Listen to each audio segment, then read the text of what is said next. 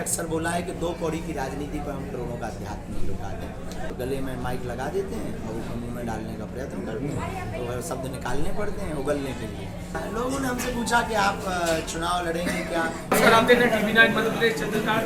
आज हम बागेश्वर धाम कला में आए हुए हैं, हमारे साथ हैं बागेश्वर धाम के पीठ अधीश्वर पंडित धीरेन्द्र शास्त्री जी। उनसे बात करेंगे क्योंकि हर वर्ष की बात इस वर्ष कन्या विवाह का रजिस्ट्रेशन शुरू हो गया है। इस बार कितनी कन्याओं का विवाह होगा उसकी बात करेंगे।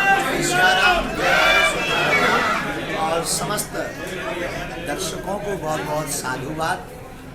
2024 में 1 मार्च से 8 मार्च तक बागेश्वर धाम पर एक विशाल यज्ञ का आयोजन और पंचम कन्या विवाह महोत्सव, ये 5वां महोत्सव है। 108 कुंडी यज्ञ है। देश में एक अनूठी पहल हमारे बुंदेलखंड के क्षेत्र में, ये इसलिए कह सकते हैं। सन 2013 में कभी छतरपुर में ऐसी यज्ञ हुई थी, उसके बाद में पुनः बागेश्वर धाम पर 2017 अथवा 18 में हुई।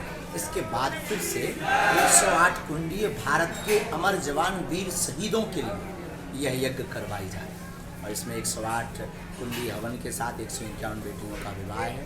उनका रजिस्ट्रेशन 1 दिसंबर से 15 दिसंबर तक है।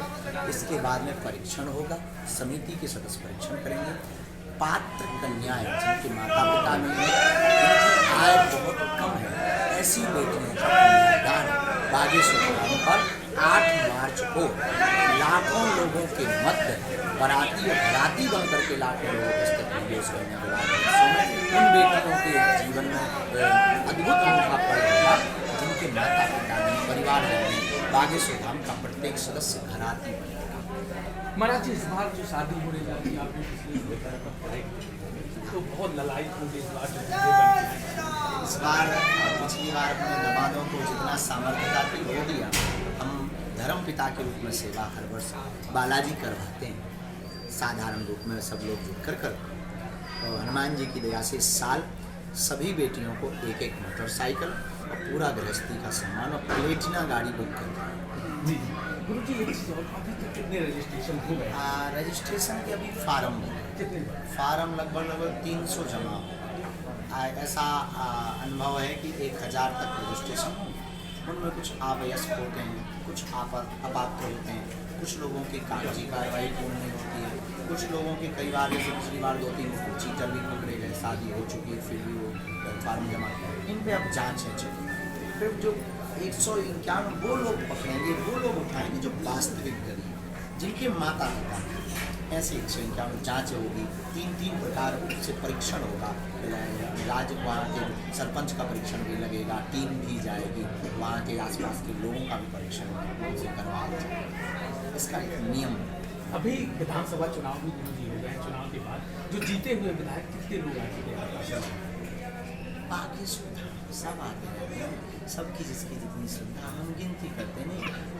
हनुमान जी तो अनलिमिटेड आशीर्वाद देते हैं, जिनकी जितनी सुविधा बहुत लोग पहुँचे हनुमान जी जिनको बुला रहे हैं वो सबको शुभकामना सब।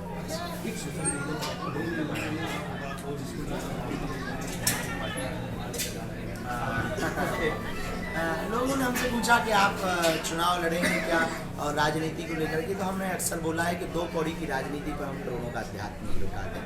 और फिर उन्होंने कहा नहीं कुछ तो आप बोलिए। अब आप लोग हैं तो गले में माइक लगा देते हैं और ऊपर मुँह में डालने का प्रयत्न करते हैं, तो वह शब्द निकालने पड़ते हैं उगलने के लिए। शब्द प्रायः मौज में, और सच भी है। और सनातनियों की जो कट्टर सनातनी जिन्हें किसी पार्टी से मतलब नहीं, उनकी एक पार्टी ऑलरेडी है, बजरंगबली की पार्टी। उनका निशान उधर है, उनका नारा जो राम का नहीं वो किसी काम का नहीं, वोट फोड़